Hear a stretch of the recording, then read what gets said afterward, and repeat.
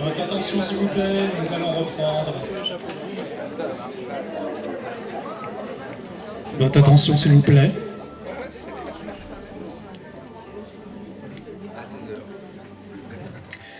Alors, je profite de ce moment d'avant-conférence, eh bien vous présenter nos deux conférenciers. Donc Grégory Huberti qui va nous présenter le synchronomètre Maya dès demain à partir de 15h. Et Alexandre, que vous connaissez très certainement, qui va nous parler de... Comment incarner le nouveau monde. Donc c'est tout un programme. Voilà, merci beaucoup. Nous leur faisons un bon accueil. Merci à tous.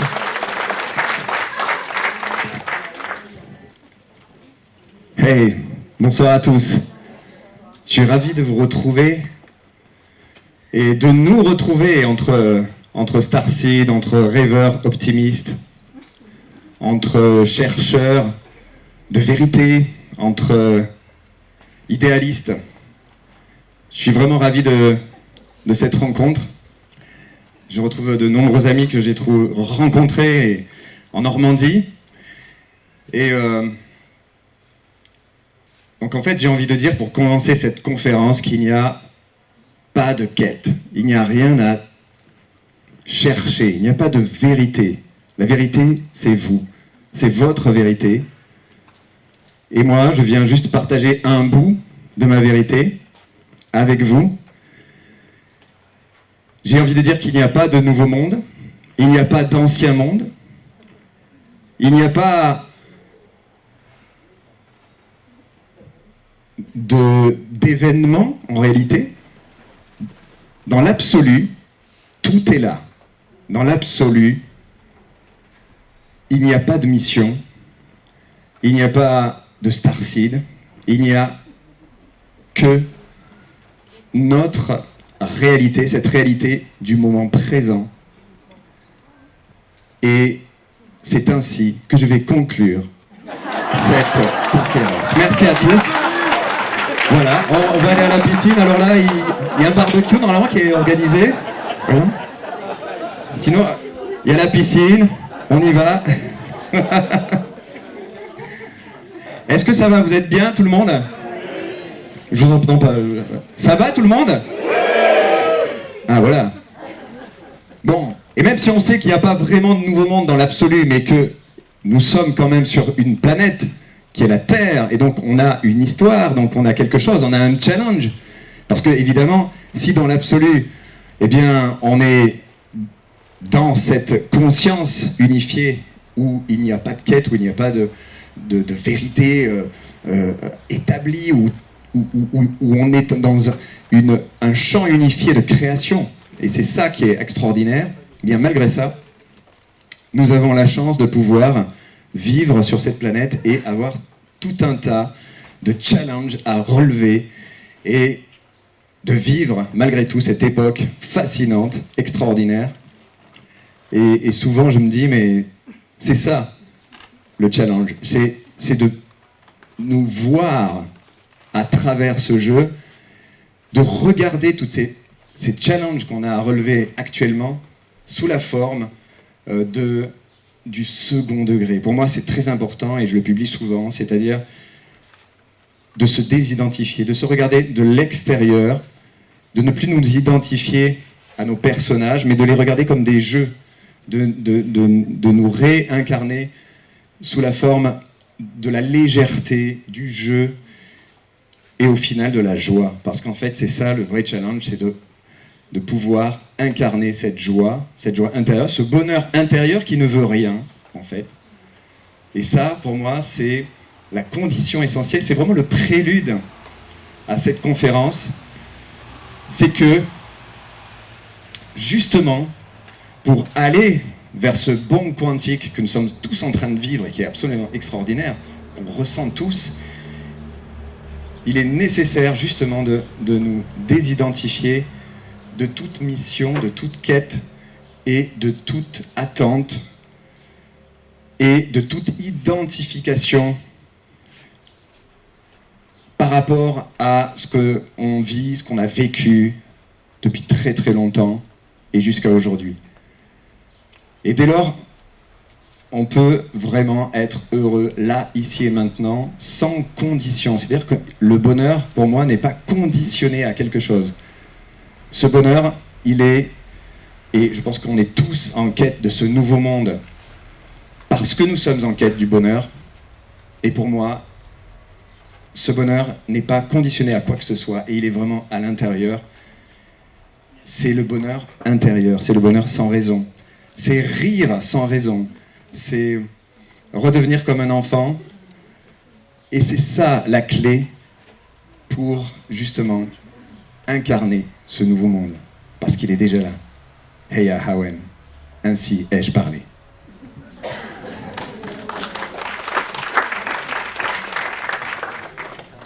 Nous vous prions de nous excuser pour le petit incident technique.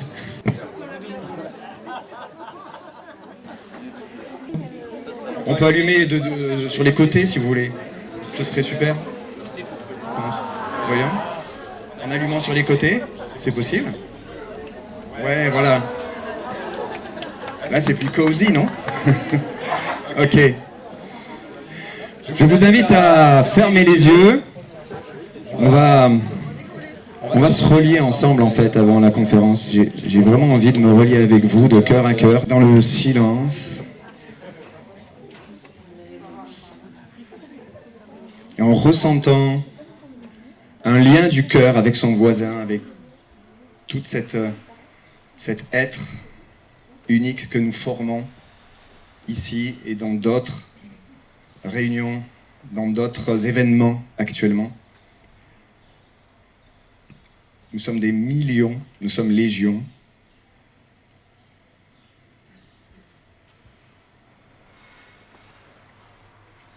En nous centrant simplement sur notre cœur, sur notre âme, sur notre âme supérieure, sur la source, à la source, en nous reliant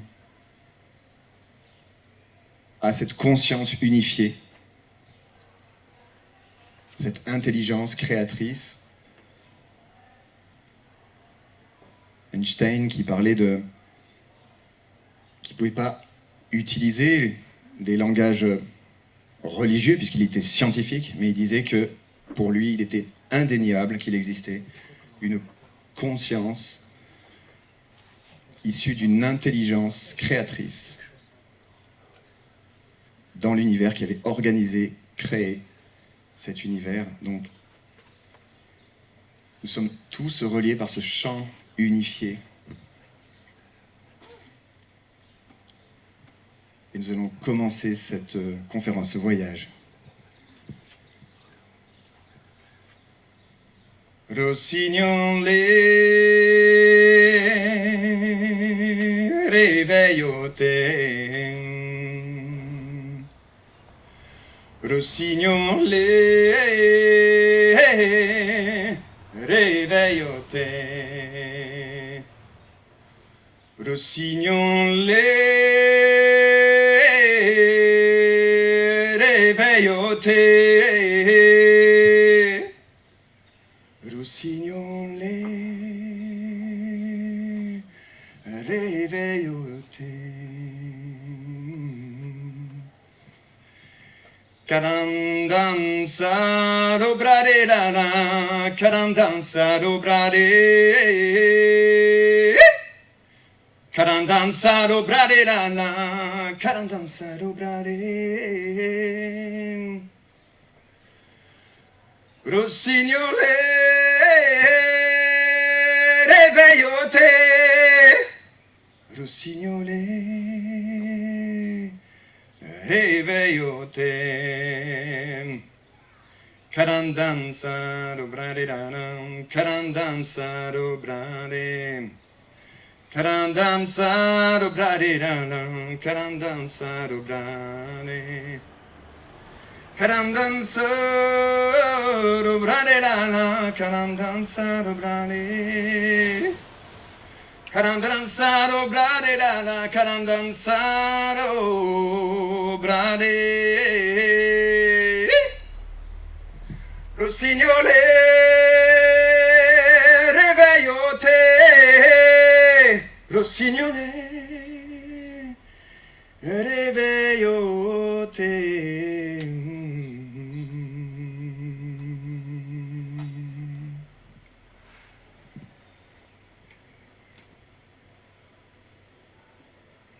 Ouvrons les yeux. Et maintenant, vous pouvez atterrir dans votre corps physique, bien ancré. J'ai pas mes instruments. Normalement, j'ai un tambour pour éviter de nous envoler. C'était un chant occitan. C'était un chant occitan parce que j'ai eu la chance d'être initié à une tradition occitane troubadour, et donc évidemment reliée à la région, une région, cette haute vallée qui pour moi a été une occasion extraordinaire de découvrir un parcours, des expériences, de vivre des expériences absolument incroyables. Alors normalement j'avais des images. Là vous pouvez imaginer par exemple l'image d'un poster que j'avais fait sur une série, un pitch qui s'appelait Elle. Et cette série que j'avais imaginée racontait l'histoire de gens d'origine, de traditions et de conditions sociales différentes qui venaient se retrouver sur la haute vallée de l'Aude par hasard. Et bien qu'ils aient des origines différentes, des traditions différentes, des origines politiques ou sociales totalement opposées ou différentes, eh bien, ils avaient tous en commun d'être en quête de quelque chose. Ils avaient tous en commun le fait de savoir que ils étaient différents. Ils se sentaient différents. Et pourquoi se sentaient-ils différents ? En fait, ils étaient tous intrigués, attirés par le ciel, les étoiles, attirés par les sciences occultes, l'ésotérisme, le tarot, le yoga, avec une intelligence vive, avec cette sensibilité et cette volonté de redécouvrir un savoir ancien ou un savoir qui était là. Et donc, petit à petit, ces personnes se retrouvent sur la Haute-Vallée et vont commencer à dessiner un destin commun et ensuite vont agir en commun pour changer la destinée de l'humanité. Donc voilà le pitch de la série que j'avais un peu imaginé. C'était en 2010. Et c'est sur cette base que nous allons commencer cette conférence. Moi, je m'appelle Alexandre Quilande. Je suis né dans les années 70. J'ai traversé une enfance, je dirais, classique, de la classe moyenne. Et ce dont je me souviens en particulier, c'est que je me ressentais en fait relié aux étoiles, relié au ciel, et j'avais l'impression que le ciel, que les étoiles, que l'espace, que quelqu'un dans la galaxie veillait sur moi. Et j'ai eu ce sentiment tout le long de ma vie jusqu'à aujourd'hui. Et ce qui est étonnant, c'est que j'avais aussi des visions. Et ces visions avaient l'air d'être soit d'un autre monde, d'une autre planète, d'un autre système, ou alors c'était des visions pour moi qui venaient du futur. Et en fait, ce que je voyais, c'est Parce que j'avais le sentiment profond que ces visions étaient pleinement connectées à un futur. Qu'elles venaient d'un futur où la civilisation, ici sur Terre ou ailleurs, peu importe finalement, où l'humanité était arrivée à un degré d'évolution fluide, abondant, d'harmonie, de paix, de fraternité, de conscience, d'intelligence collective, de haute culture, de haute dimension, avec des technologies en harmonie complète avec la nature, avec des savoirs, des connaissances très profondes, avec des capacités de développer des pouvoirs et d'utiliser des pouvoirs spirituels, psychiques, physiques, tout à fait inédits. Et je ressentais en fait ce futur comme étant réel. C'était une expérience que j'avais déjà vécue. J'avais vraiment le sentiment que ces visions n'étaient pas des visions, en fait, mais une mémoire prégnante. Et ensuite, au fur et à mesure, eh bien, je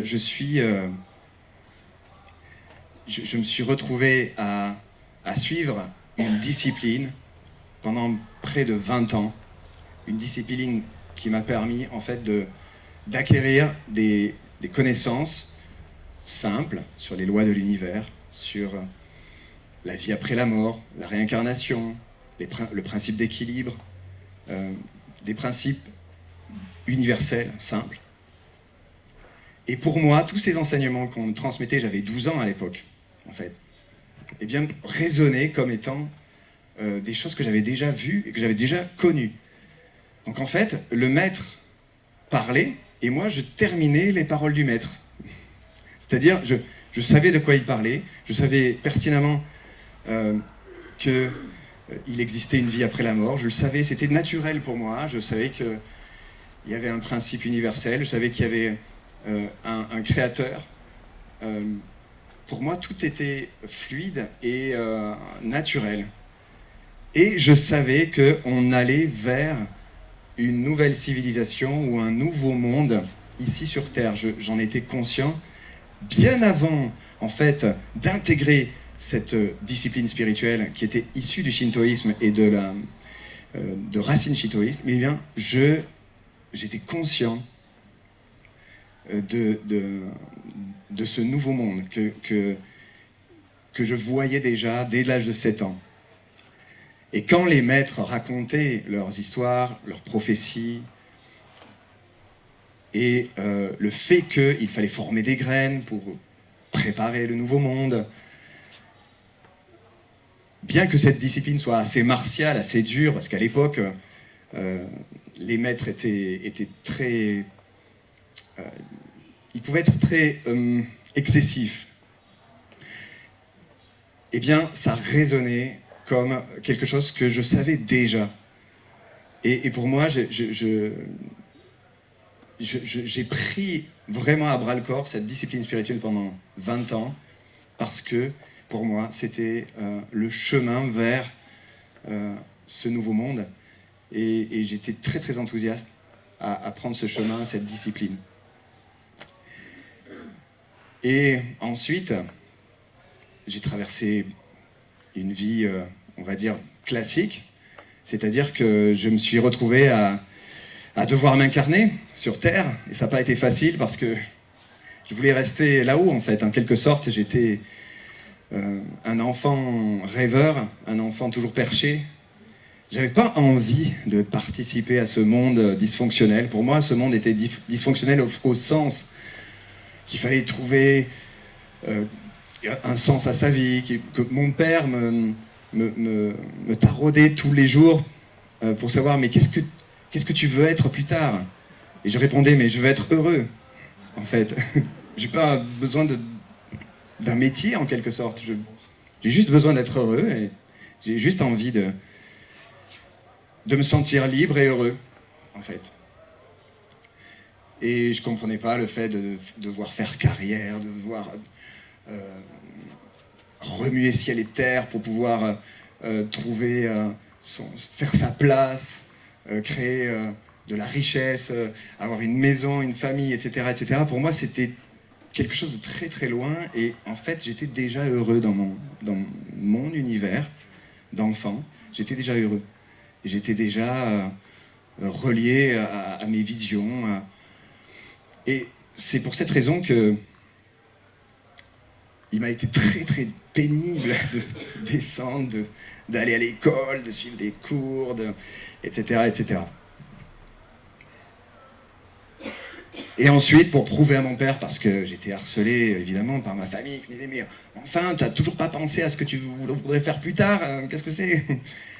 Donc à un moment donné, j'ai lâché prise, j'ai dit ok, j'y vais, j'ai fait ma préparation, j'ai fait une école de communication à fond, pour prouver à mon père que voilà, je pouvais faire carrière et pour ne plus avoir la pression parentale derrière. Voilà. Et j'ai été jusqu'à devenir directeur artistique dans la publicité, j'ai intégré Euro RCG, enfin d'une façon complètement rocambolesque.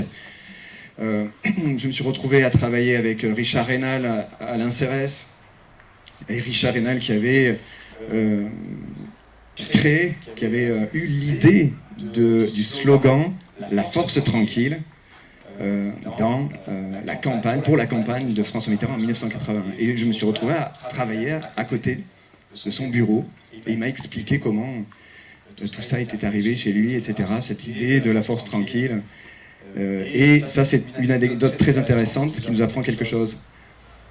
Ils étaient tous en panne d'idées avec Séguéla et toute leur équipe, parce qu'ils étaient sous pression.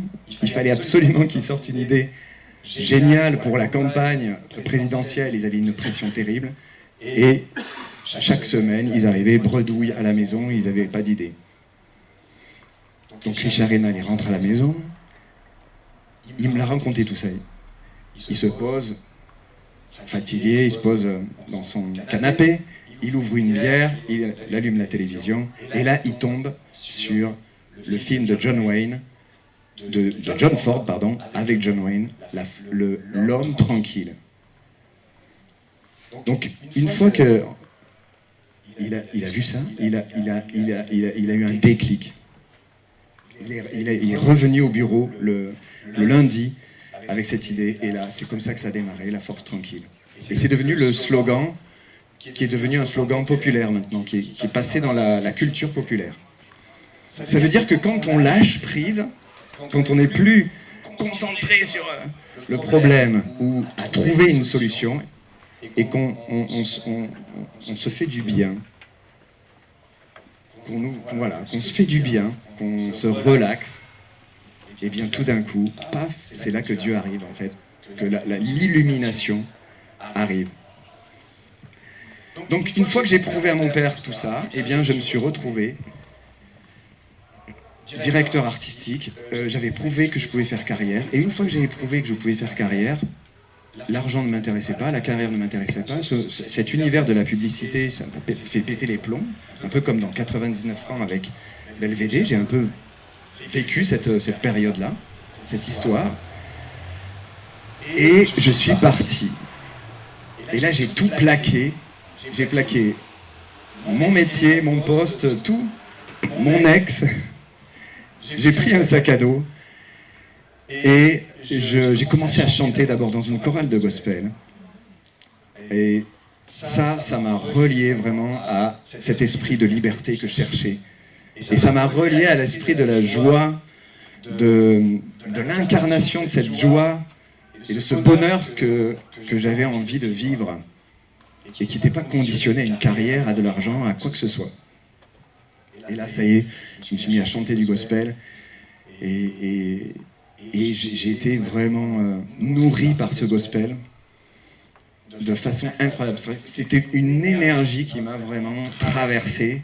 Le gospel, c'est vraiment cosmotellurique, ça vous traverse. How long, oh long,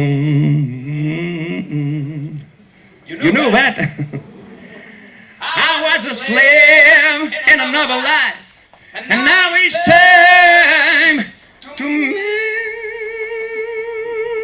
believe to the promises of a new land and a freedom for all.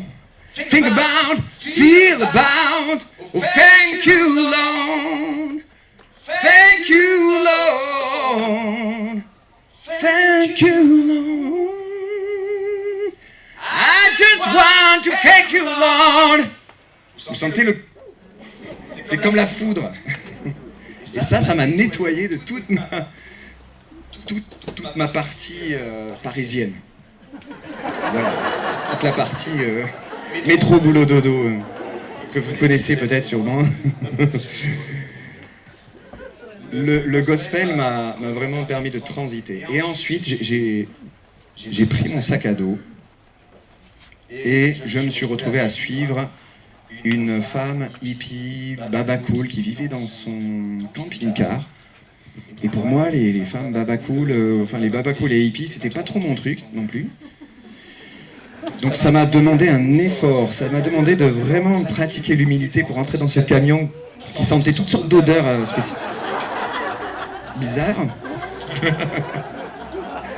Il y avait de tout, y compris de la weed, je crois, mélangé à de l'encens.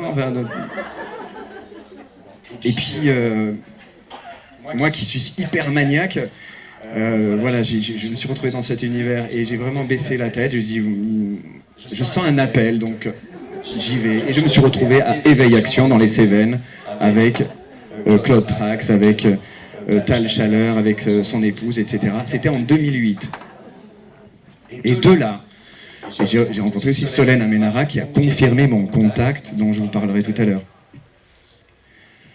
Et de là, eh bien, je me suis retrouvé à être invité à un rassemblement Rainbow à Sournia, au pied, au pied de la montagne du Canigou.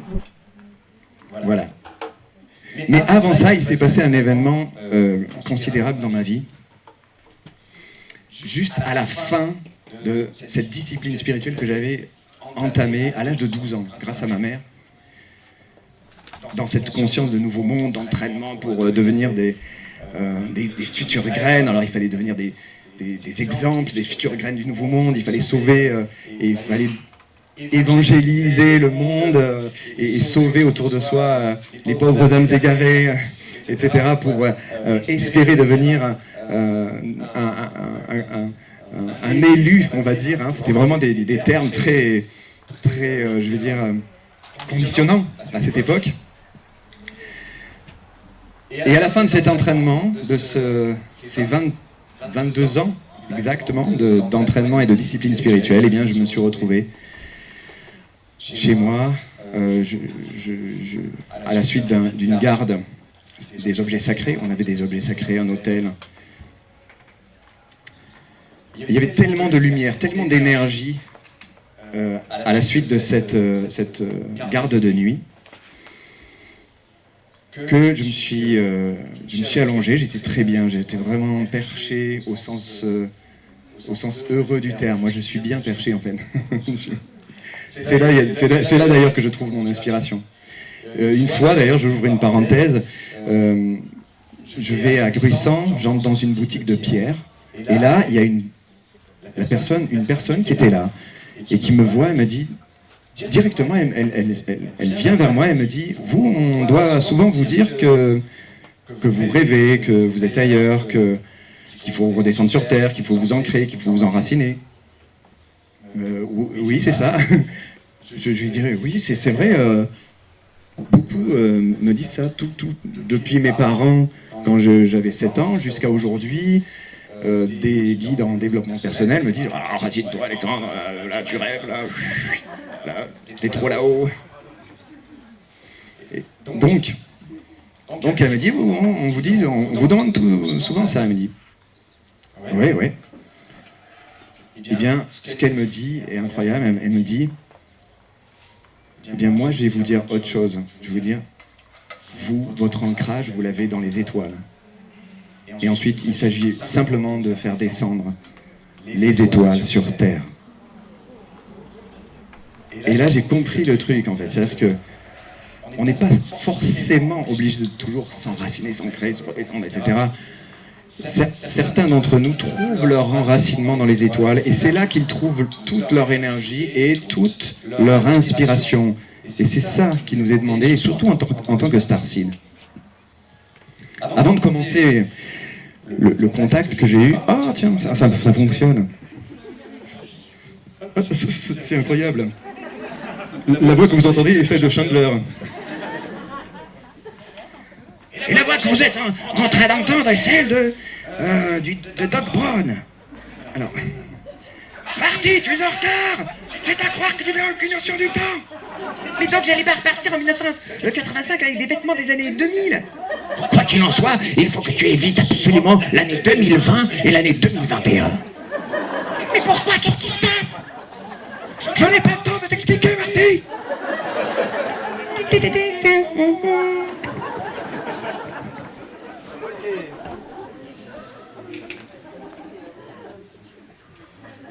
Bon, les images vont m'aider.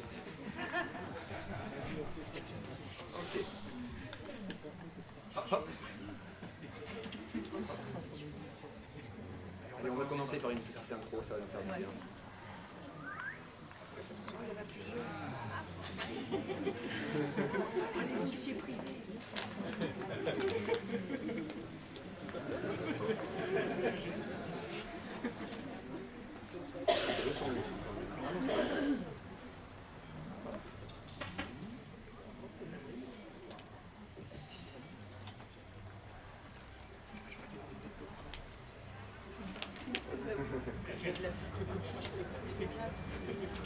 Mais peut-être qu'il y a de la lumière.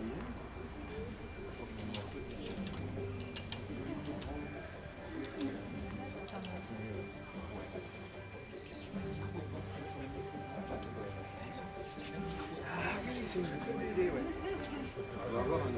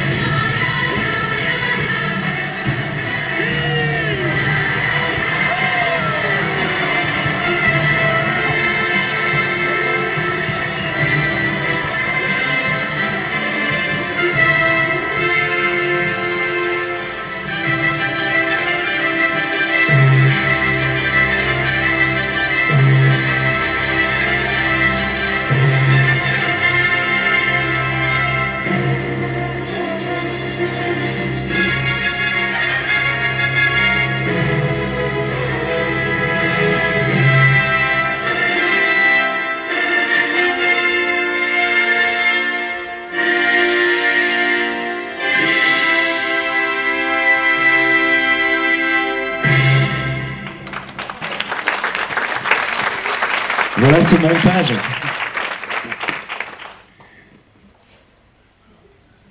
Ce montage est en fait le résumé des sensations, des visions, de ce sentiment de joie d'un monde fonctionnel, un monde pour moi normal en fait.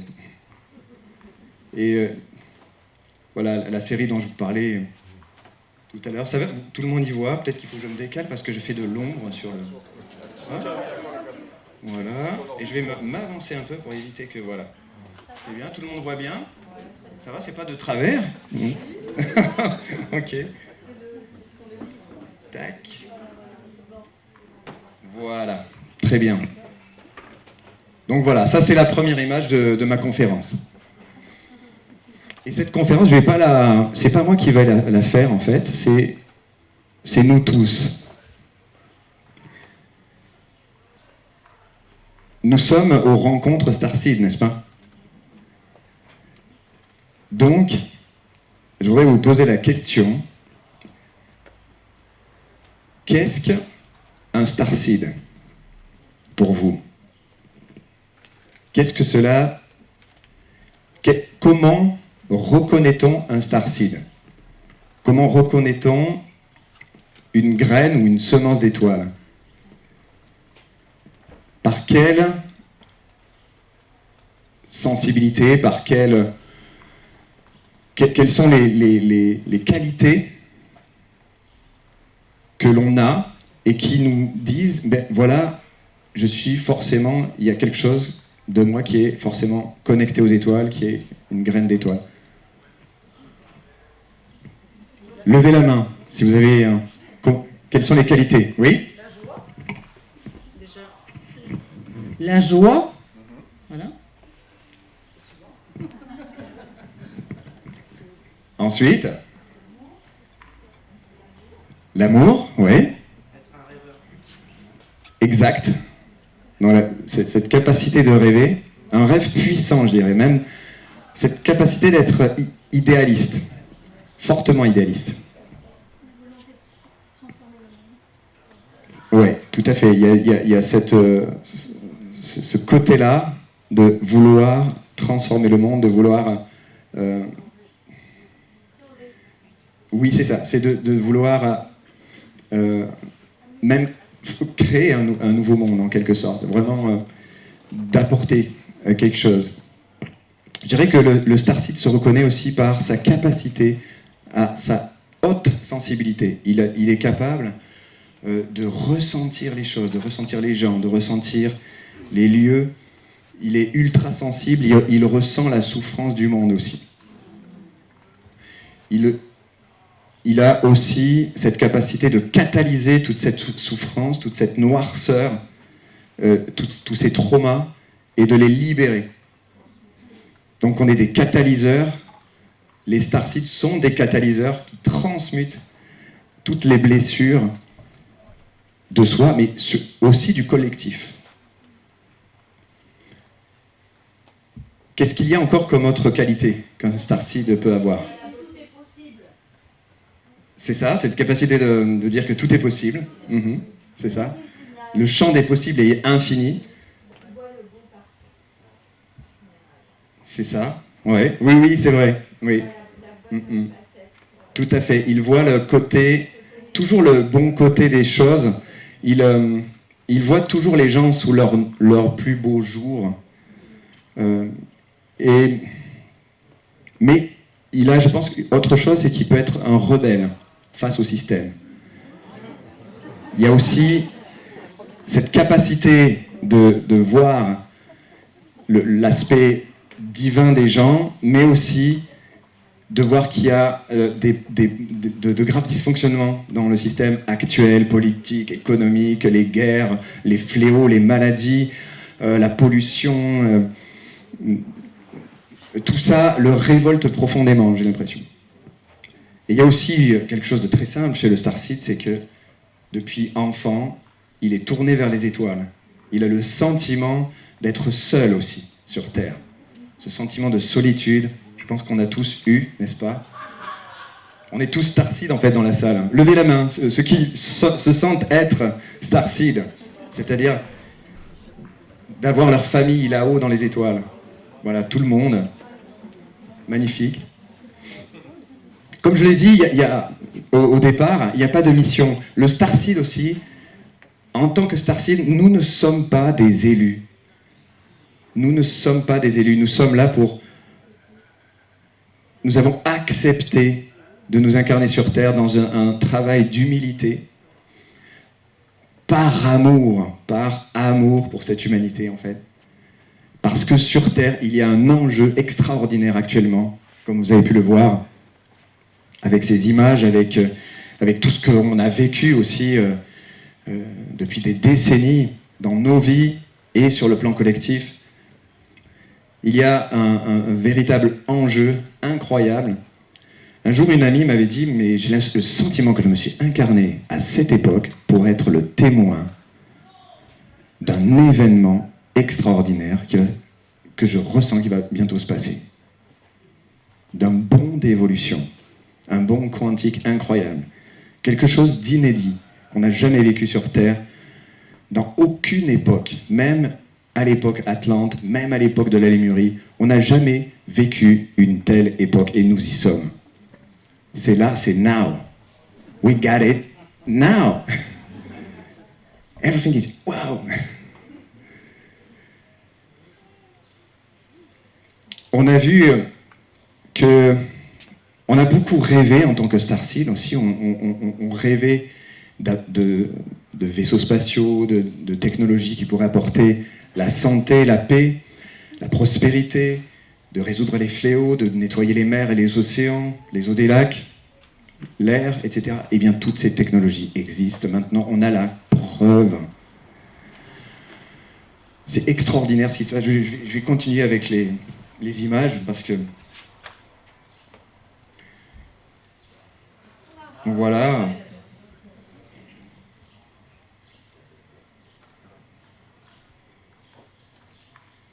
Voilà quelques Starseed. Peut-être connaissez-vous Omkara et son fils, qui était notre fée de la Haute-Vallée. Donc en fait, voilà cette histoire des L qui se rassemblent sur la Haute-Vallée de l'Aude sans savoir pourquoi, ni comment, ni quelle est la raison au départ. Et ensuite, petit à petit, ils se reconnectent. Ça, c'était un rassemblement de mon groupe au Pérou avec Don Valentin Merillones, qui est le chef Aymara du peuple Aymara en Bolivie, et qu'on a eu la chance d'avoir alors que ce n'était pas du tout prévu. Et c'est l'un des hommes les plus respectés en Bolivie. Il a défendu les traditions amérindiennes, Inca et Aymara et de tous les peuples d'Amazonie qui sont actuellement opprimés par le mondialisme. Et depuis 50 ans, il a résisté pacifiquement en défendant sa culture, les racines, très important. Pour moi, il n'y a pas de nouveau monde si on ne respecte pas nos racines, nos valeurs traditionnelles, mais les belles valeurs, celles qui ne sont pas dysfonctionnelles, celles qui sont porteuses de lumière, de beauté, enracinées dans les lois naturelles. Et donc, pendant 50 ans, il a résisté, il a survécu à 3 tentatives d'assassinat. Il a été l'ami du dernier président bolivien, le premier président bolivien natif, donc extraordinaire. Et donc c'est Solène Aymara que j'avais rencontré en 2008 dans les Cévennes, avant d'arriver ici sur la Haute-Vallée, qui m'a envoyé ce grand chef respecté, parce que moi, pour cette cérémonie, je cherchais juste un petit chef local, un kelo, comme on dit, pour faire une cérémonie, parce que je ne voulais pas venir au Pérou sans d'abord faire une cérémonie pour demander la permission aux ancêtres et faire une offrande à la terre d'abord, pour demander la protection pour ce voyage, etc. Eh bien, c'est Don Valentin qui est venu.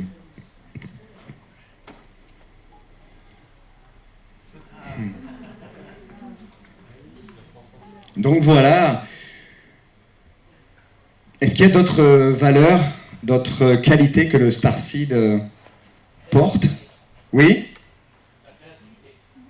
Oui, voilà, l'imagination, la créativité, cette capacité extraordinaire de remettre aussi tout en question, forcément, par l'imagination. D'ailleurs, Albert Einstein avait dit, et on le voit dans le film tout à l'heure, écrit sur un mur, l'imagination est plus importante que la connaissance.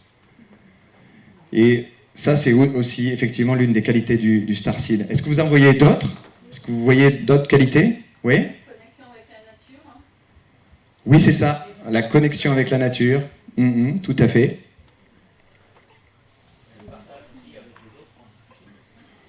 Oui, et je dirais même plus le sentiment d'être relié en permanence avec le collectif, avec l'âme collective, avec tout le monde, avec l'humanité au sens général, et d'être touché à chaque fois qu'un événement collectif se passe, un drame. On est touché par l'actualité, qu'on le veuille ou non. Les émotions, ouais, très très fortes, exacerbées. On peut aussi être traversé par des émotions fortes et des colères, des choses, des révoltes, des fois qui ne nous appartiennent pas, mais qui appartiennent aussi au collectif, qu'on libère.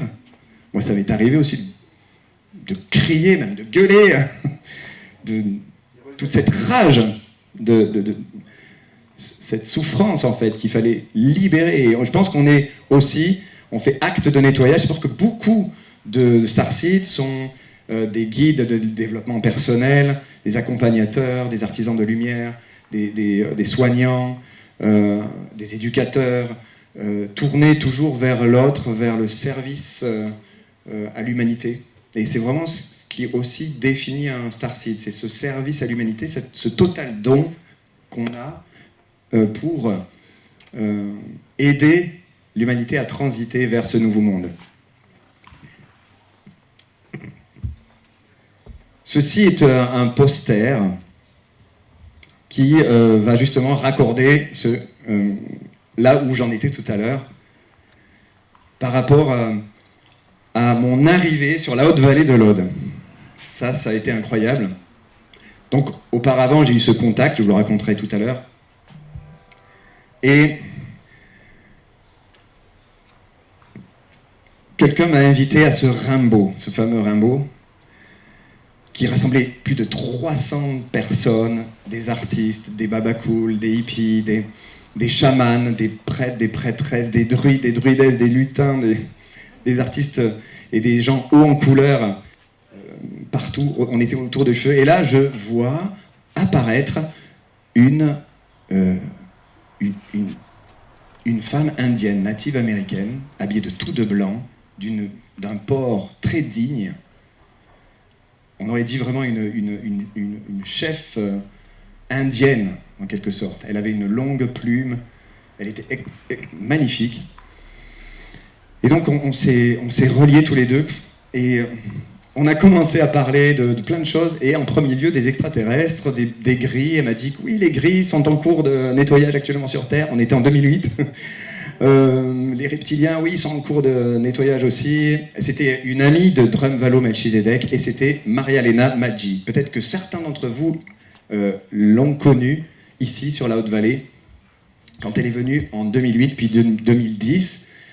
Elle est venue du Brésil pour préparer le fameux portail de 2012, qui a été assez rocambolesque, et pourtant qui était un véritable portail à cette époque-là, parce qu'il s'est passé vraiment un changement d'air.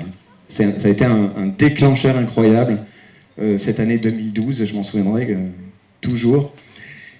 Et c'est elle qui m'a ensuite dit, mais viens à Bugarache, c'est un pays extraordinaire, il y a des lutins partout, il y a des ovnis sur cette montagne, on voit beaucoup d'ovnis, d'observations d'ovnis, etc.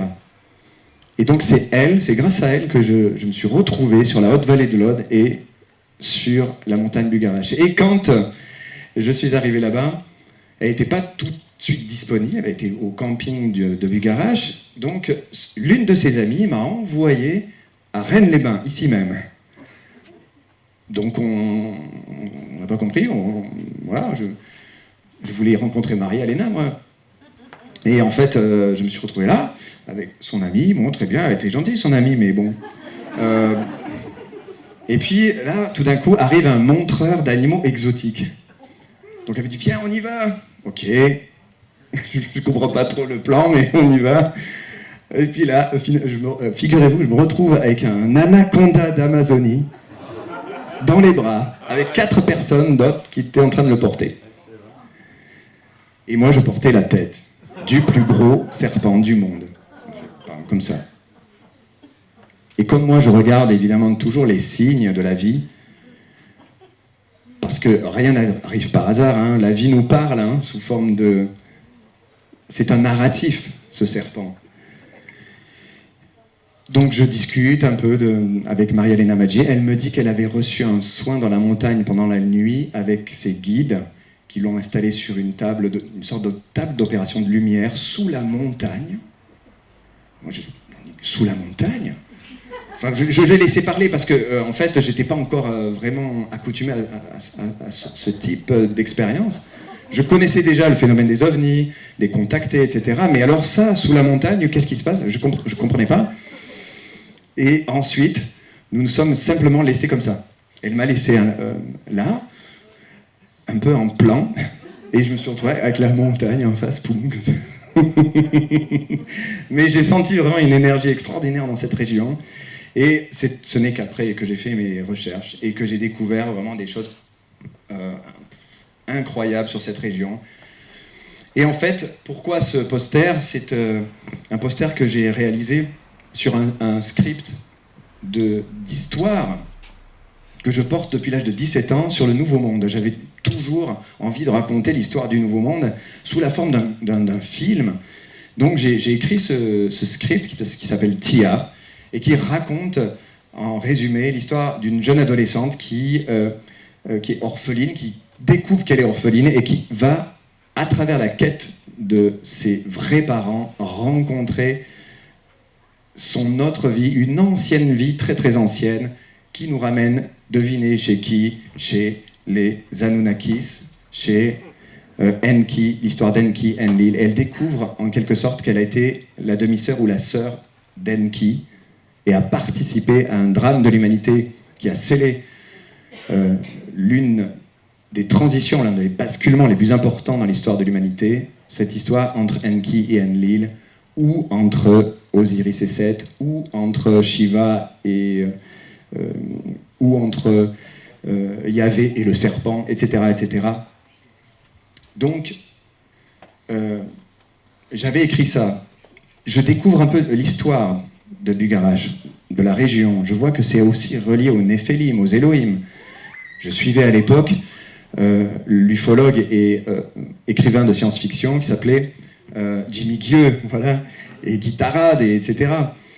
Et du coup, je me rends compte que toute cette région est liée au Qatar, à la famille sacrée, à Marie-Madeleine, etc., etc.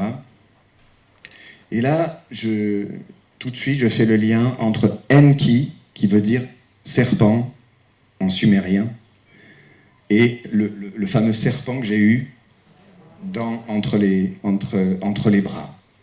Là, ça a résonné très très fort, parce que là, franchement, j'ai découvert la suite, et la suite, elle est impressionnante. Tout de suite, je suis tombé sur cette histoire avec Jean de Rignis, ou Jean de Rignès, je ne sais jamais le prononcer correctement, Jean de Rigny, qui racontait cette histoire. Il est devenu le gardien de la vallée de la Salse. Et c'est là que, en tant que Starseed, ça nous intéresse vraiment, cette histoire, parce que il se passe vraiment des choses extraordinaires. Jean de Rignis disait que, aussi, par rapport à l'histoire de Jean d'Argoun, qu'il existait une sorte de base extraterrestre sous la montagne de Bugarash. Là aussi, j'étais très, comment dirais-je, un peu sceptique par rapport aux bases extraterrestres souterraines, etc. Je crois, à l'évidence, j'étais très relié aux ovnis qui venaient d'en haut, mais ceux d'en bas, je ne comprenais pas trop. Mais enfin, bon, bref, voilà que Jean de Rigny raconte cette histoire. Et Jean de Rigny, donc, découvre, grâce à des liens d'amis qui travaillent à la NASA qu'une équipe va venir sur place. Elle vient sur place avec un magnétomètre à protons à l'époque. C'était très rare comme matériel. Donc une équipe de la NASA vient sur la vallée de la Salle pour faire la topographie, relever la topographie du terrain. Et ce que ses amis vont découvrir est extraordinaire, puisque l'équipe de la NASA découvre un lac souterrain avec une grotte souterraine et un lac souterrain immense, et posé sur ce lac un dôme de 30 mètres de long et de 3 mètres de haut. Et tout ça vérifié et authentifié par les équipes de la NASA. C'est là qu'on va se rendre compte que la NASA, en fait, le véritable but de la création de la NASA, pour Herbert von Braun et pour tous les cadres de la NASA, ça a été de contacter des civilisations extraterrestres. C'était leur but secret. Et mercredi dernier, qu'est-ce qu'on apprend ? On apprend que la NASA ouvre officiellement et publiquement une étude avec plus d'une vingtaine d'experts sur les ovnis. C'est inédit, c'est extraordinaire ce qui se passe. Et quelques jours plus tard, Robert Kennedy, qui nous apprend un lien avec qui nous partage le fait qu'un ancien responsable des services de renseignement militaire révèle que le gouvernement américain et l'armée américaine a récupéré des objets volants non identifiés, des appareils manifestement manufacturés et qui ont été étudiés depuis la fin des années 40. C'est prodigieux, c'est la première fois qu'on a des révélations publiques d'une telle amplitude. Et pour moi, il se passe quelque chose en ce moment même, il y a une accélération de divulgation. Et ensuite, par rapport à cette histoire de Jean de Rigny, de la NASA qui découvre ce dôme, exactement comme ici, il s'agit de la salle des archives de Boussegui, de la montagne Boussegui. D'ailleurs, Boussegui, Bugarache, Bugarache, Arche. Et c'est là que je fais aussi le lien plus tard. Je ferai le lien avec les découvertes de Michael Sala et les découvertes de JP et les confirmations de Toran par Elena Danaan, qui confirment qu'il existe de telles arches partout dans le monde. Et je fais le lien avec ce qui se passe à Bugarache aussi, sous la vallée de la Salle. Pourquoi ? Parce que Jean d'Argoun, bien avant Jean de Rigny, racontait que dans cette coupole, ou cet antique vaisseau spatial peut-être, se trouvait une sorte de sarcophage, de chambre d'hibernation, dans laquelle se trouvait endormi un ancien roi, pour lui, soit le roi Nemrod, soit Ishtar. Il y a plusieurs sources, et qui nous ramène encore une fois à Sumer, qui nous ramène encore une fois en Mésopotamie et aux Anunnakis, etc. Et cette année, on apprend par Michael Sala et toutes les équipes que des géants sont en train de se réveiller dans des chambres de stase, des géants de 3 à 4 mètres, enfouis dans des arches, dans les Bermudes, en Antarctique, au mont Boussegui, à Kherson, en Ukraine. Extraordinaire. Et donc ce lien-là, il est vraiment établi avec ce que moi-même j'avais découvert en 2010. C'est vraiment incroyable. On voit ce type de chambre de stase comme des sarcophages anciens, mais avec des technologies de conservation prodigieuses qu'on ne peut même pas expliquer encore, qui sont vraiment liées à des choses extraordinaires. Là, on voit l'un de ces géants endormis. On est en Mésopotamie, on est en Irak, là. Là, un autre. Donc, c'est absolument incroyable. Et donc, l'un de ces géants serait probablement endormi dans cette chambre de stase sous la vallée de la Salle. Là, on voit la tombe du géant irakien. Donc il faut être plus de 4 mètres. Oui ?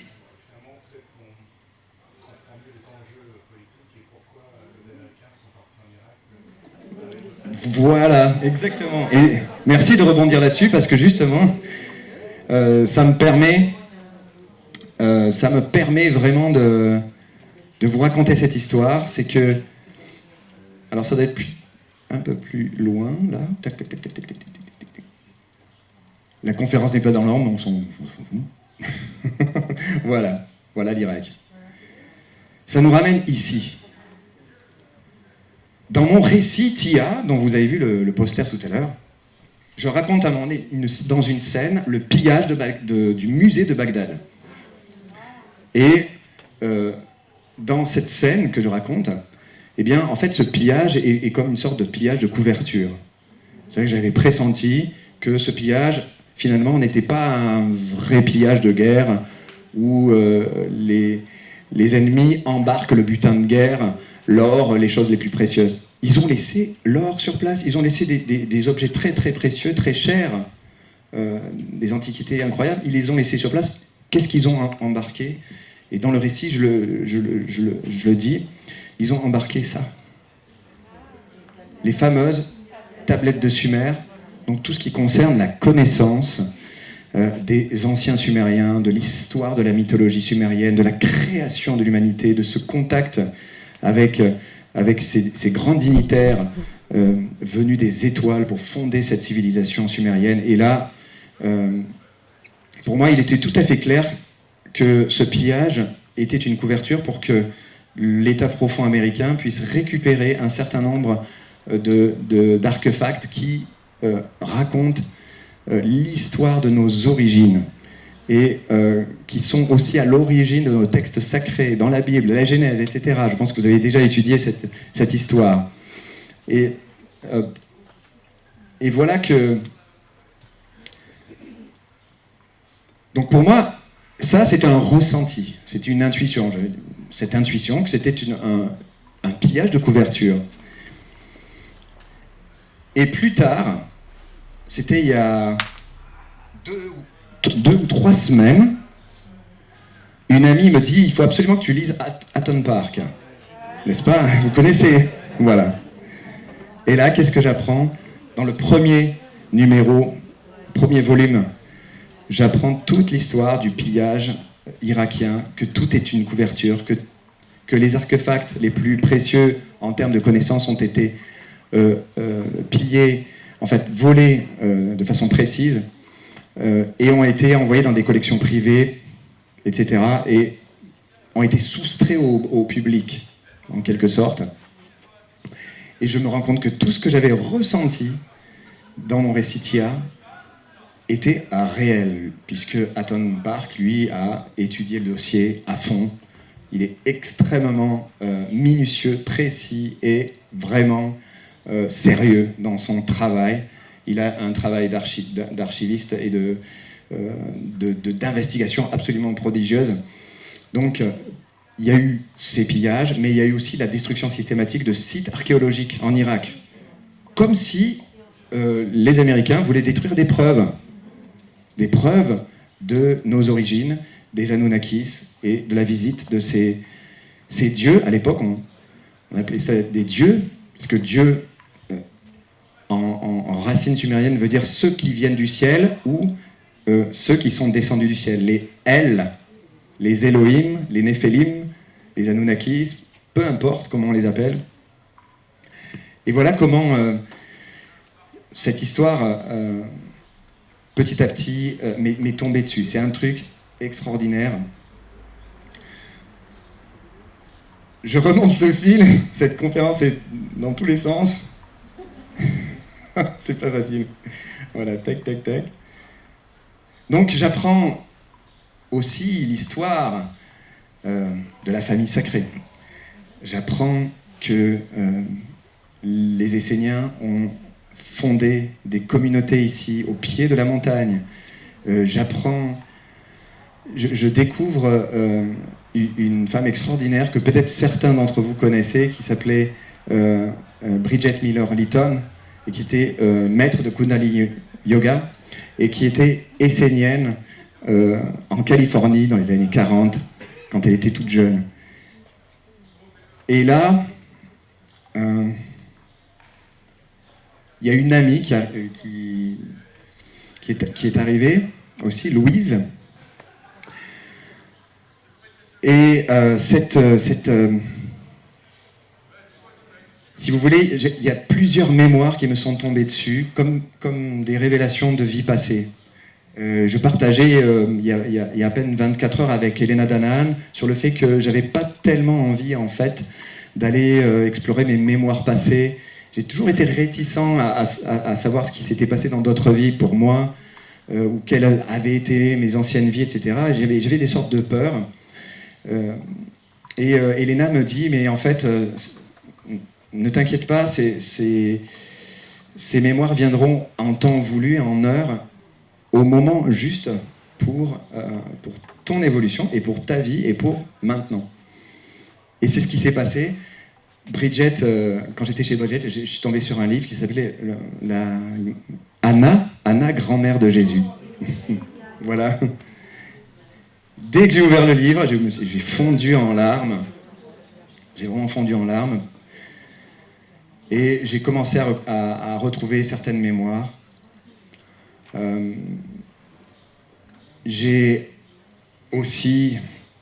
J'avais vu bien avant d'arriver sur la Haute-Vallée, quelques années auparavant, j'avais vu le Da Vinci Code de Dan Brown, adapté par Ron Howard au cinéma.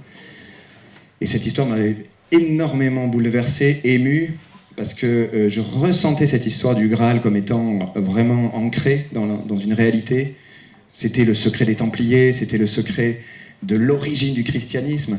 Et pour moi, le fait que finalement le Graal, cette coupe qui a reçu le sang du Christ, ait été en fait la matrice de Marie-Madeleine, et que le sang du Christ était sa semence, et donc la lignée de Marie-Madeleine résonnait très juste, même si c'était présenté comme un film de science-fiction, comme une sorte d'enquête un peu extraordinaire. Et figurez-vous qu'en arrivant sur la Haute-Vallée de l'Aude, quelques temps après, je revenais régulièrement ici, comme attiré, et j'ai rencontré Lincoln, David Lincoln, je crois. Henry Lincoln, voilà, Henry Lincoln et sa femme, l'auteur de l'Énigme sacrée qui a inspiré Dan Brown pour écrire son récit, le Da Vinci Code, et qui nous donne les vrais lieux, les vraies dates, les vraies choses, puisque Dan Brown a transformé le récit en histoire fictive. Et c'est là qu'on a la connexion avec Rennes-le-Château, avec la communauté essénienne, avec le fait que le Christ avait une descendance, et que cette descendance a été ensuite disséminée par des prêtres et prêtresses et druides et druidesses, donc Merlin, l'enchanteur, Morgane, etc., dans des royaumes et dans des familles royales européennes.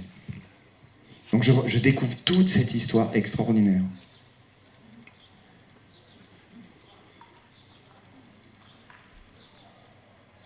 Et que s'est-il passé ensuite? Ah oui, ça c'est incroyable aussi.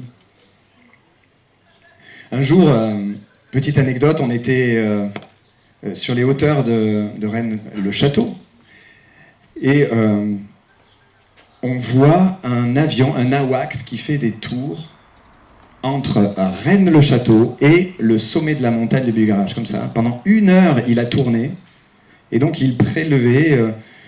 il faisait des sortes d'investigations radar sur toute la vallée de Bugarach. Donc ça veut dire que l'OTAN, que l'armée est au courant depuis longtemps de ce qui se passe ici. Les services secrets sont au courant de tous les pays, le Mossad, la DGSE, les Allemands, les Japonais, les princes d'Arabie Saoudite débarquent ici en limousine et disent « Ah, Bugarach, je veux voir la montagne. » Très bien. Ok. Qu'est-ce qui se passe? François Mitterrand, Claude Debussy a été lié à cette région, Victor Hugo. Le dossier devient absolument incroyable. Et Jules Verne. Et là, je j'animais un concert, une soirée musicale avec Olivier. Et puis tout d'un coup, à la fin de la soirée musicale, il y a une femme qui vient vers moi comme ça, un peu hallucinée, elle dit... elle me dit... non, elle me dit pas ça tout de suite, elle me dit... j'ai envie de vous inviter à faire un nettoyage karmique chez les bouddhistes à Pha. Il y a un temple bouddhiste, je crois, à Pha ou dans un autre village. À Fourtou, voilà, Fourtou. C'est ça. Donc on fait la journée de nettoyage des 1000 karmas. Et à la fin de cette journée, elle me dit, venez, tous les deux, je vais vous présenter à Jenny Rivière, que certains d'entre vous connaissent, qui a écrit L'Appel de Bugarache, qui a été un livre phare, qui a permis de faire connaître cette région. Et là, on arrive à proximité de chez Jenny, et puis tout d'un coup, on s'arrête devant la capitainerie. Elle freine comme ça. Et auparavant, j'avais déjà appris qu'à la capitainerie, il y avait eu que Jules Verne avait vécu là, que ça a été l'une de ses résidences secondaires et qu'il venait pour je ne sais quelle raison. Il était attiré par cette montagne, et certainement, vraisemblablement, par tous les secrets de la haute vallée de l'Aude. Et ce qui nous ramène à cette fameuse base souterraine et pourquoi Jules Verne s'intéressait à des histoires reliées à des bases souterraines. Dans 20 milieux sous les mers, par exemple, vous avez le capitaine Nemo qui a une base souterraine dans un volcan, dans un lac souterrain, donc exactement comme l'histoire de Jean de Régnier et de Jean d'Argonne. Je me suis dit, mais waouh, qu'est-ce qui se passe? Certainement que Jules Verne était au courant. Et puis il y a évidemment comment ça s'appelle, Voyage au centre de la Terre. Il y a Le Maître du Monde, qui est un récit moins connu, mais qui là aussi raconte l'histoire d'une espèce de dignitaire un peu mystérieux qui vit au creux d'une montagne, là aussi dans une sorte de base, et il a un objet volant très moderne pour l'époque, une sorte de ballon dirigeable, mais incroyable, et il décolle de cette montagne depuis sa base souterraine. Et tout ça, évidemment, relie Jules Verne à la connaissance certainement de cette base, de ce secret. Il a forcément entendu parler aussi, lui aussi, de cette histoire et a fait des investigations. Et donc, cette femme s'arrête brusquement et avant de vous dire ça, c'est-à-dire qu'à l'âge de 17 ans, dès l'âge de 17 ans, j'avais vraiment envie, j'étais un fan de Jules Verne, j'avais envie d'être comme lui. Je ne sais pas pourquoi, j'avais envie d'être moi aussi un visionnaire pour le futur, comme Jules Verne a été un visionnaire pour le XXe siècle et avait inspiré ce bond extraordinaire pour le XXe siècle. Et moi aussi, j'avais envie, en fait, d'être dans cette continuité, mais pour le nouveau monde, pour de nouvelles solutions inspirantes pour le futur. Et donc cette femme me dit, mais je m'arrête, elle arrête la voiture et elle me dit, je te vois avec un homme barbu, un vieil homme, là à la capitainerie. Et elle me dit, c'est Jules Verne. Elle me dit, tu étais petit et tu étais un enfant et Jules Verne jouait avec toi. Quoi? Qu'est-ce que c'est encore? Alors, moi, j'ai pas pris cette information totalement. J'étais un peu estomaqué, on va dire. Et ensuite, eh bien, je me suis rendu compte que ça vibrait en moi. Il y avait vraiment une histoire de filiation. Et on apprend que Jules Verne avait eu des héritiers cachés, parce que Jules Verne aimait les femmes, donc il avait eu des enfants, d'autres enfants, et j'étais, semble-t-il, l'un de ces enfants cachés de Jules Verne. Mais il ne faut pas que ça sorte de cette salle, hein. C'est pour nous, hein, ça partons. Ça, je ne le publie pas dans les réseaux sociaux. Mais c'est pour vous dire le lien extraordinaire et toutes les espèces de synchronicités incroyables qui se sont produites, sur cette haute vallée. Donc voilà, le fils caché de Jules Verne. Et pour moi, c'était cohérent. Ça me paraissait évident. Voilà, c'est incroyable. Incroyable, cette histoire. Et puis, comme tous les Starseed, je pense qu'on est tous imprégnés de science-fiction, de films sur l'espace, sur les étoiles, sur les extraterrestres. Moi, mon film de chevet, c'était Rencontre du troisième type et E.T. l'extraterrestre. Parce que j'avais le même âge que Elliot dans E.T. l'extraterrestre. J'étais vraiment imprégné de cette histoire. Et c'était vraiment mon film de chevet, puisque je l'ai vu 500 fois. Je crois que j'ai dû voir 500 ou 800 fois Rencontre du troisième type. Je crois que j'ai dû voir 500 ou 800 fois E.T. l'extraterrestre. C'est mes films qui reviennent, que je revois. J'ai besoin de les revoir. Donc, Rencontre du troisième type. Le film, mon film phare. Et en arrivant chez Bridget, je rencontre Louise et Louise qui avait monté un village de yurts. Je ne sais pas si certains d'entre vous s'en souviennent. Elle avait ce projet qui lui tenait à cœur, elle se battait pour ça. C'était toute une aventure. Et Louise, elle me dit, mais tu es fan de Steven Spielberg? Et je dis, oui, ben oui, forcément. Moi, je m'intéresse aux extraterrestres, tout ça. Il me dit, mais tu sais que Spielberg est venu sur la Haute-Vallée? Quoi? Oui, il est venu parce qu'en fait, il avait entendu parler du fait que la montagne attirait beaucoup d'ovnis, qu'il y avait beaucoup d'histoires d'ovnis autour de cette montagne. Et, waouh! Et ensuite, elle m'a dit, mais c'est parce qu'il est venu et parce qu'il a découvert Bugarache, cette montagne, qu'il a ensuite eu l'idée de réaliser Rencontre du troisième type, ce film. Avec cette montagne, avec Roy Neri qui est attiré inexplicablement par cette montagne, comme beaucoup d'entre nous ont été attirés inexplicablement par Bugarache. Et donc, on me ramène comme ça, grâce à une chamane amérindienne, sur cette montagne, sur cette haute vallée, qui a été l'origine du film qui est mon film de chevet, mon film préféré d'enfant. Donc là, alors là, je me dis, mais qu'est-ce qui se passe dans cette vallée? Tout est en train de comme une sorte d'interconnexion, passé, présent, enfin, futur, etc. Et ne parlons pas de toutes les visions que j'avais sur le futur, etc. Bien sûr, pour resituer, Steven Spielberg, dans sa jeunesse, était très...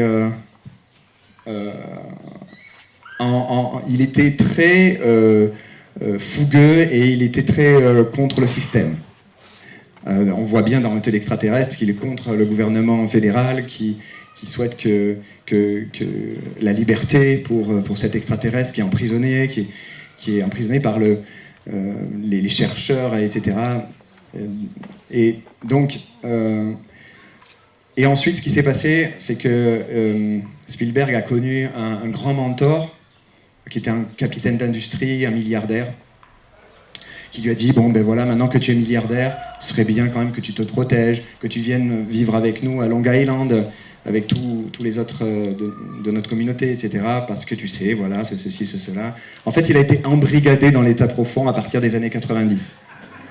Et c'est pour cette raison qu'à partir des années 90, Spielberg a fait des films un peu classiques, mais pas vraiment engagés. Pas vraiment engagés comme l'étaient Les Dents de la Mer ou Rencontre du troisième type ou Hôtel extraterrestre, même Indiana Jones par certains côtés, ou des films comme L'Empire du Soleil, etc. C'est la partie où, malheureusement, quand on devient très célèbre et très riche, ben, on se fait happer par le système, et c'est ce qui s'est passé pour Spielberg. C'est la fin de l'anecdote. Et en fait, ok, je vois ça. Et après, je rentre à la maison avec toutes ces informations, avec toutes ces reconnexions extraordinaires. Et tout ça est exclusif. Hein. Tout ce que je vous raconte est vraiment exclusif et inédit. Et donc, je rentre à la maison, je fais mes recherches par rapport à Jules Verne. Et puis, tout d'un coup, je ne sais pas pourquoi, il y a un éclair de génie qui me traverse. Je décide d'ouvrir une page Spielberg et une page Jules Verne. Et là, je découvre énormément de points communs entre les deux hommes. Tous les deux ont souffert des critiques dans leur jeunesse, quand ils se sont lancés. Ils ont eu beaucoup de succès avec leur travail, populaire, mais par contre, ils n'ont jamais été reconnus par leur père, par le grand monde, on va dire. Ils étaient considérés comme faisant un art pour adolescents, pour enfants, léger, pas très sérieux, etc. Mais malgré tout, tous les deux, ils ont eu énormément de succès. Jules Verne avec ses récits et Spielberg avec ses premiers films à l'époque. Et tous les deux intéressés par l'aventure et la science-fiction, les étoiles, le contact avec les extraterrestres. Pour Jules Verne, la conquête de la Lune. Et en fait, ensuite, je me dis, mais c'est extraordinaire. Ensuite, je mets les deux photos côte à côte de Spielberg et de Verne, et je me rends compte, alors là, j'ai pas de photo de Spielberg, mais je pense que vous pouvez voir que quand même, il y a quelque chose. Je l'ai vu. J'ai vu que, pour moi, ça faisait aucun doute que Spielberg était la réincarnation de Jules Verne. C'est ce que j'ai vraiment ressenti comme information. Ça m'a traversé comme un éclair incroyable. Et donc, c'était la même âme, en fait. C'était la même âme. Et voilà pourquoi, quand j'étais gosse, j'étais complètement fan de Spielberg, que je buvais sa filmographie, je m'imprégnais vraiment. Et après, j'étais déçu par la suite de son œuvre à partir des années 90. Donc c'est toute cette histoire de connexion avec la Haute-Vallée, le fait que Jules Verne, que Spielberg ait été connecté à la Haute-Vallée, etc., c'est vraiment incroyable.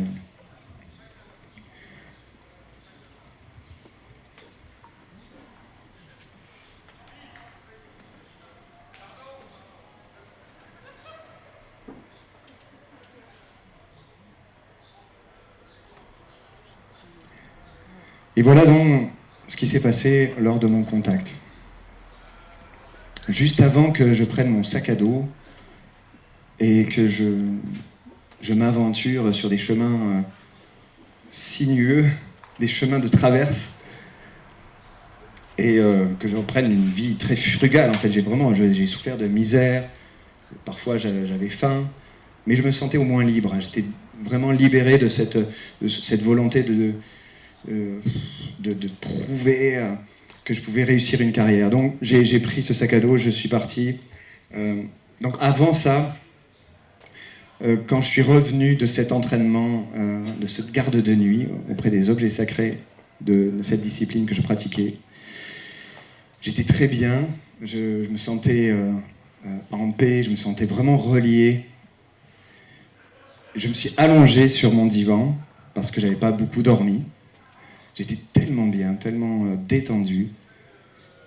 Et là, soudainement, j'ai ressenti, mais physiquement, une onde électromagnétique me traverser, comme un courant électrique me traverser des pieds à la tête. Ou de la tête aux pieds plutôt, de la tête aux pieds. Comme une sorte de scan. Donc je me suis dit, ok... J'étais bien, mais je me posais des questions quand j'avais quelques appréhensions. Je me suis dit, mais qu'est-ce qui se passe ? Mais malgré tout, je me suis détendu. Et juste après cette onde qui m'a traversé, je me suis senti soulevé de 10 à 15 cm au-dessus de mon matelas. Donc là, j'ai fermé les yeux. Là. Je me suis dit, ok, c'est pas moi qui gère. Je vais laisser faire le processus, mais c'est vrai que j'avais quelques appréhensions. Je me suis retrouvé en état d'apesanteur. Et à ce moment-là, j'ai entendu un son dans mon oreille interne. Une sorte de... Comme quelqu'un qui ouvre une fréquence, qui ouvre un canal, en fait. Et qui teste le canal. Alexandre, est-ce que tu es là ? J'ai vraiment ressenti ça dans cette expérience, incroyable. Et juste après ce son, tout d'un coup, c'est comme si une porte de lumière, d'énergie, de bienveillance, un cocon en fait, de lumière et de béatitude infinie, un truc, un ressenti de confort, de paix, de bien-être extraordinaire. Et là, j'ai senti la présence. C'était comme une présence, la présence de mes parents, en fait, ou de mes arrière-grands-parents, ou des sortes de parents galactiques, de parents qui à la fois venaient de très loin, mais que je ressentais là maintenant tout près, et qui ne m'ont pas parlé, mais m'ont fait passer tout ce que je devais savoir par le cœur, par ce contact d'amour, en me disant, en quelque sorte, voilà, le nouveau monde que tu vois, le nouveau monde que tu cherches, le nouveau monde est déjà là. Il est déjà accompli, il est déjà... Tout est fait.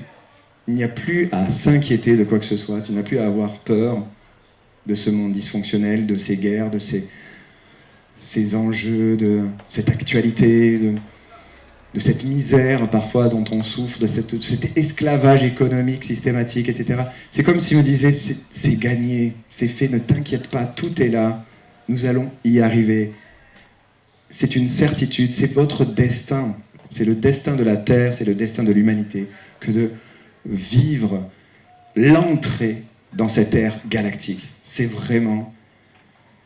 J'ai ressenti un sentiment de leur part de confiance infinie, d'allégresse infinie, de certitude infinie,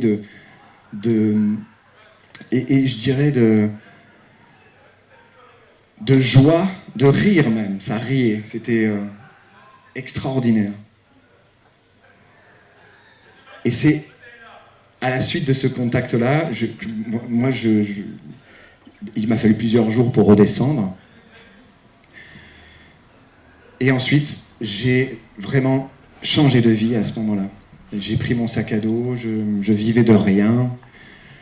J'ai suivi cette hippie, je me suis retrouvé sur la Haute-Vallée. Maria-Elena Maggi m'a fait découvrir toute la vallée de Bugarach, etc. Et toutes les mémoires sumériennes, les mémoires des Elohim, des galactiques, de la base, tout s'est reconnecté. Spielberg, Jules Verne, tous les dignitaires qui sont venus dans la Haute-Vallée, tout s'est mis en branle d'une façon exceptionnelle.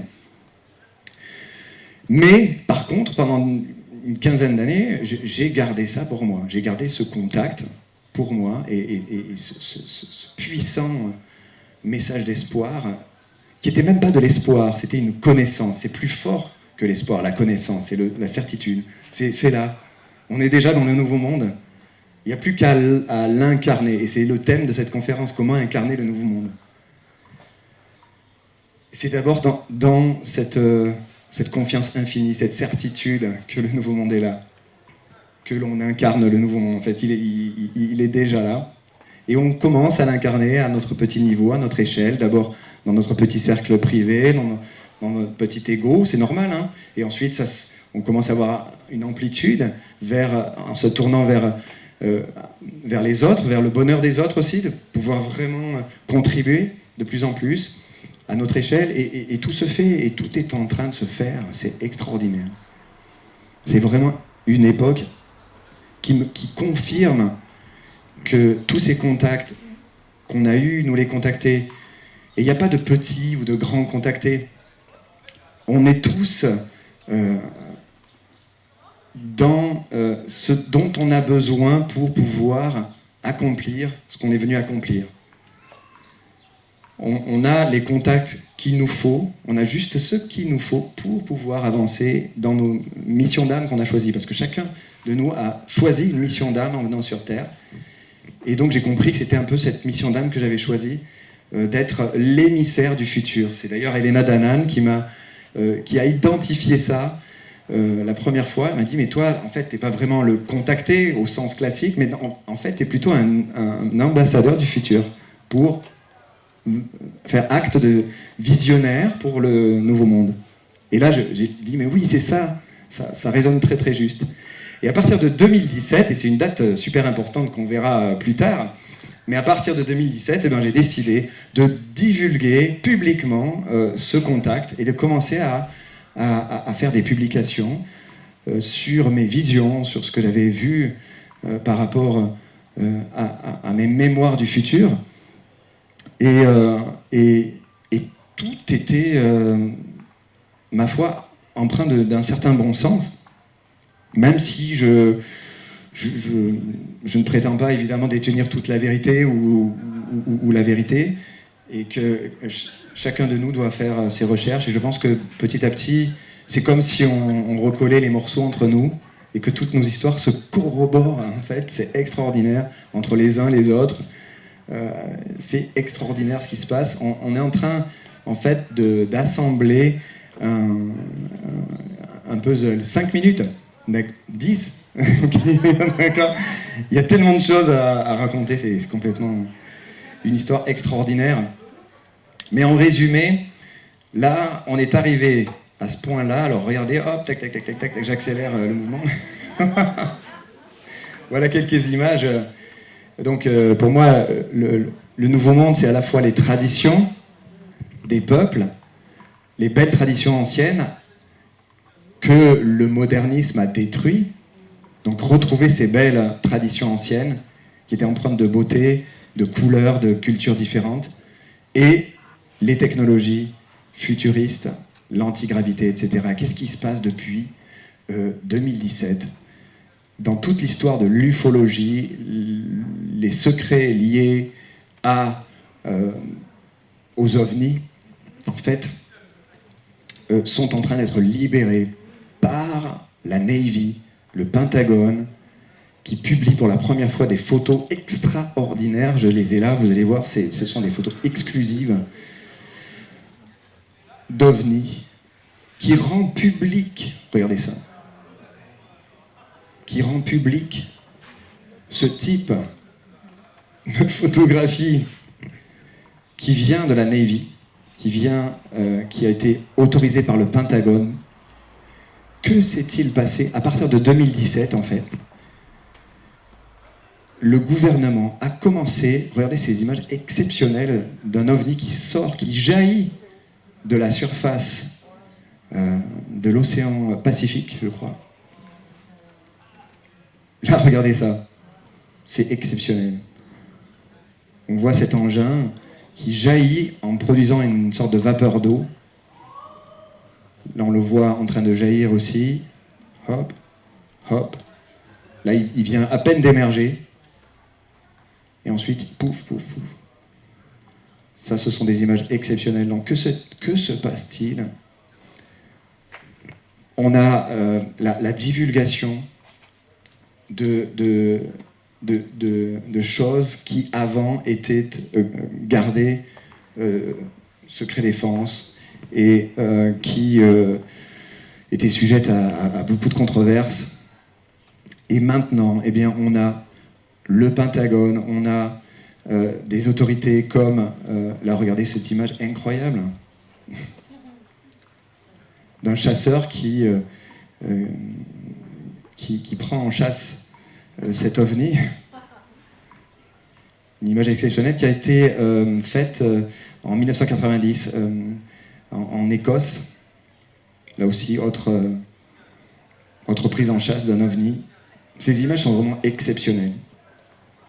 John Allen Hynek, qui est responsable entre autres du projet Blue Book, qui était là pour finalement discréditer toute la thèse des ovnis auprès de l'opinion publique.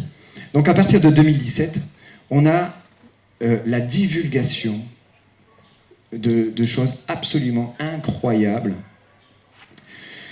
On a Robert Kennedy, on a d'abord, on a aussi David Sean Patrick, il est là. On a Alain Juillet, ancien directeur des services secrets français, qui publie et qui dévoile dans de nombreux documentaires, des interviews, etc., non seulement les dysfonctionnements de l'état profond du système, mais aussi des affaires sur les ovnis, etc. etc. Et pour lui, il ne fait aucun doute que la technologie qu'il y a derrière les ovnis, c'est l'enjeu du futur, tout comme le général Eshed, qui était responsable de la sécurité spatiale du programme spatial israélien, qui révèle que la Fédération galactique existe réellement, que c'est un regroupement de civilisations et de peuples galactiques, extraterrestres, de milliers et millions de peuples, et qui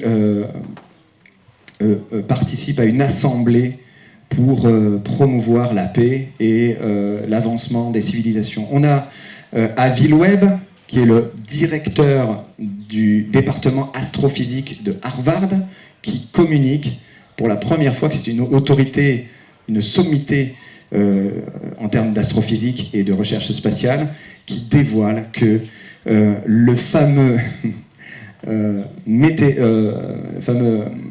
voilà, Uma, c'est-à-dire oui, c'est ça, c'est l'astéroïde, le fameux astéroïde. Enfin, il pensait qu'il s'agissait d'une sorte d'astéroïde errant dans le système solaire.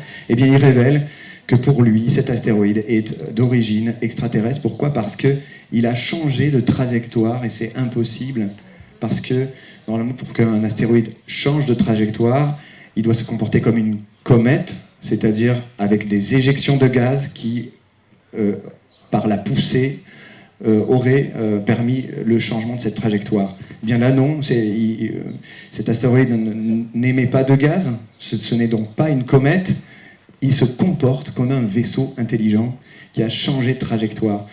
Et pour lui, donc, il révèle, avec Sean Kirkpatrick, qui est responsable du département d'analyse des anomalies du département de la Défense, que cette Uma est un vaisseau-mère extraterrestre qui est en visite ici et qui pourrait même être lié à l'envoi de sondes vers la Terre pour étudier la Terre. Dans un documentaire exceptionnel que j'ai partagé à peine hier, il y a 24 heures, on se rend compte que, au final, il y a une divulgation qui est en cours et qui est vraiment réelle. Et il y a comme un enjeu, une course contre la montre qui vient de démarrer entre les derniers remparts de l'État profond qui essayent d'inquiéter, d'installer un narratif de peur, un narratif anxiogène sur ces ovnis en disant que ces ovnis pourraient représenter une menace, etc. Mais ça n'a pas l'air de prendre, en fait. Et un autre narratif de M. Juillet, d'autres sommités, de l'ancien ministre de la Défense canadienne, qui disent clairement que ces ovnis,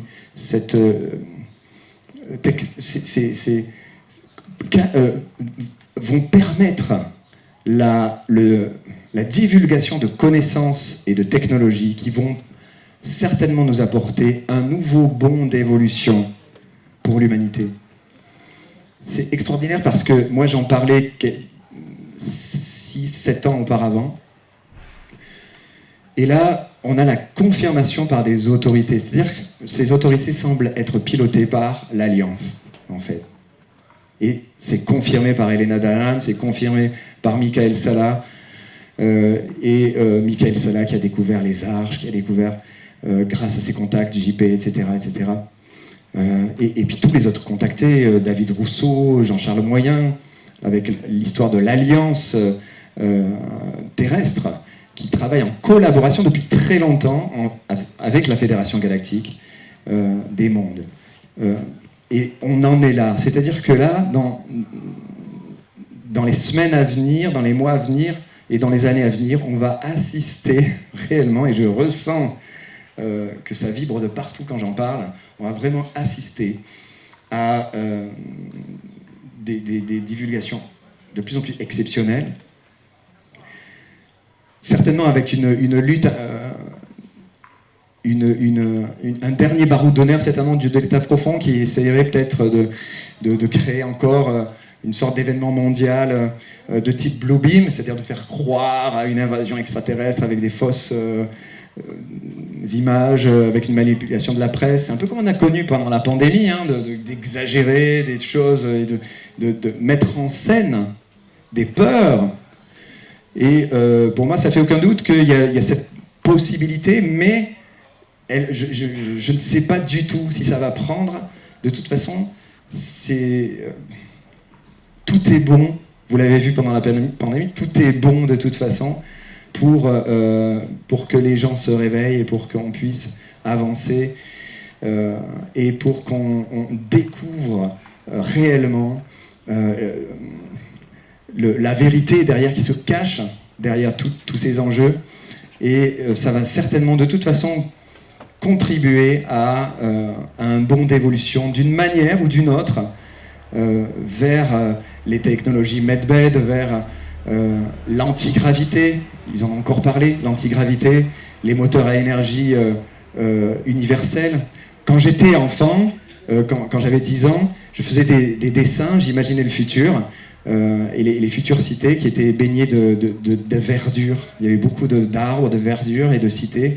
Et tous les engins et l'électricité, enfin l'énergie était amenée par ce que j'appelais, à l'époque, j'avais ressenti que c'était l'énergie du futur, que c'était l'énergie universelle. Bien avant de découvrir Tesla et tous les inventeurs qui l'ont suivi sur l'énergie libre. Et j'avais déjà cette préscience-là, comme si elle me venait du futur. Et j'avais imaginé que chaque véhicule et chaque maison avait une sorte de récepteur, de petites sphères qui catalysaient l'énergie universelle qui est présente partout, en fait. Parce qu'il faut savoir que l'énergie universelle, c'est en quelque sorte les tachyons, c'est en quelque sorte les particules fondamentales de très haute énergie, qui sont c'est l'énergie fondatrice de l'univers. C'est ce qui alimente en vie et qui régénère entièrement toutes les dimensions de la matière et les autres dimensions supérieures. C'est dans tous les textes religieux et les spiritualités, c'est la lumière de Dieu, c'est la lumière divine, c'est le prana en Inde, c'est les tachyons pour les chercheurs, les astrophysiciens, c'est les particules fondamentales de très haute énergie, peu importe comment on les appelle, comment on appelle cette énergie, c'est ça. Et c'est l'une des énergies les plus puissantes qui n'ait jamais été découverte. Pourquoi ? Parce qu'une seule de ces particules infinitésimales hein, qui a une durée de vie d'une fraction de milliardaine de seconde, une seule de ces particules a une puissance qui est comparable à la production électrique de tous les États-Unis d'Amérique pendant 1 an. C'est des millions de kilowatts, je sais pas. C'est incroyable. Une seule, hein, qui dure une fraction de seconde. C'est dire la puissance de cette lumière. Et c'est ça aussi l'énergie universelle du futur, qui alimentera tous nos moyens de locomotion, nos vaisseaux spatiaux, etc., etc. Et évidemment, c'est propre, renouvelable et totalement illimité. Et voilà pourquoi le thème des ovnis a été mis sous le boisseau pendant des années et des années, des décennies, parce que derrière les ovnis, il y a cette énergie universelle, il y a ces générateurs à énergie libre. Et comme le dit Stephen Greer très justement, le sujet des ovnis et des extraterrestres cache cet enjeu majeur de changement de paradigme, de bond d'évolution extraordinaire, et qui a toujours fait peur au lobby du pétrole, au lobby de l'énergie, qui était tenu par les Rockefeller et les JP Morgan, etc. Par les dynasties financières de l'énergie qui ont imposé en fait cette énergie fossile à l'humanité, alors qu'on avait déjà d'autres solutions avec Tesla, à la même époque. Tesla se baladait avec sa voiture électrique, à énergie totalement autonome. Donc en fait, ce bond d'évolution est totalement lié aux ovnis, aux extraterrestres et à l'entrée de la Terre dans cette nouvelle ère galactique. C'est vraiment là qu'est un enjeu majeur. Et c'est pour cette raison qu'il faut sensibiliser le public sur c'est la réalité de ce phénomène, parce que ça va permettre vraiment la divulgation de connaissances, de savoirs extraordinaires, non seulement par rapport à notre passé, les anciens astronautes, mais aussi donc, nos anciens dieux, en fait, qui peuplaient nos mythologies égyptiennes, sumériennes, précolombiennes, japonaise, la déesse Amaterasu, qui est venue dans un disque solaire qui est apparu sur la montagne, qui s'est mariée avec le bel homme du village et qui a donné une descendance, et cette descendance, curieusement, est devenue la dynastie impériale japonaise. C'est leur mythologie. Et en fait, on se rend compte que toute cette mythologie ancienne n'était pas des mythologies ni des histoires, mais des faits historiques qui ont été inscrits dans la pierre, dans les traditions orales de tous les peuples premiers, etc. Tous ont la même histoire, que nous avons toujours été en contact avec ces peuples, et nous allons vers cet événement donc, de divulgation extraordinaire. Et que dire de plus, tous debout. Voilà, c'est Yahweh.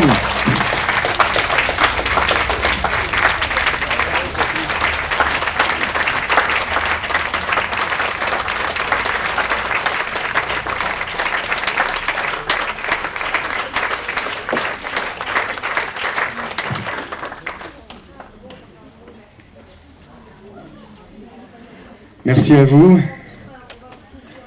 Et pour incarner ce nouveau monde, la clé majeure alchimique, c'est tout simplement d'accepter ce monde tel qu'il est maintenant. C'est d'être comme cette petite souris qui est tombée dans la crème. On est prisonnier là de notre pot de crème, on patauge dans la crème, on patauge dans la crème. Et à force de patauger dans cette crème, à force de commencer à l'aimer, cette crème, c'est-à-dire aimer ce monde, même s'il est imparfait, même s'il y a des drames, des tragédies, les fléaux de la pollution, de la guerre, de la misère et de la maladie, vraiment transmutés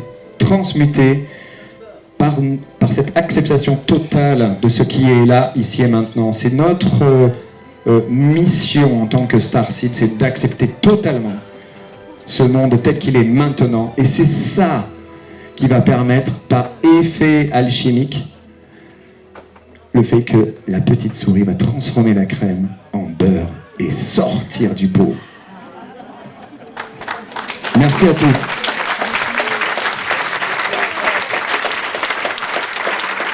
Merci à vous. Merci beaucoup Alexandre, merci d'avoir répondu à l'invitation, on est très honorés. Demain, eh bien, les conférences reprennent à 10h, donc soyez là un peu avant, le temps de s'installer, de se retrouver tous. Et merci à tous, merci de votre confiance, merci d'être venus, et que la force soit avec vous.